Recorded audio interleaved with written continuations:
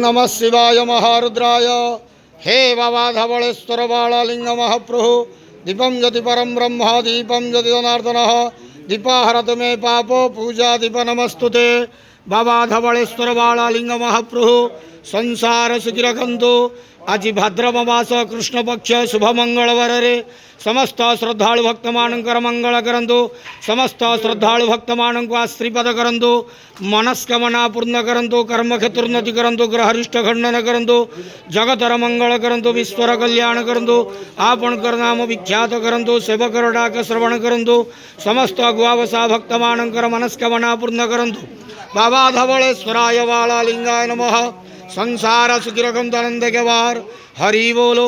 आज भाद्रव मास कृष्ण पक्ष शुभ मंगलवार रे समस्त श्रद्धालु भक्त मानकर मंगल करंतु आनंद के वार हरि बोलो। बाबा धवलेश्वराय बालालिंगाय नमो नमः।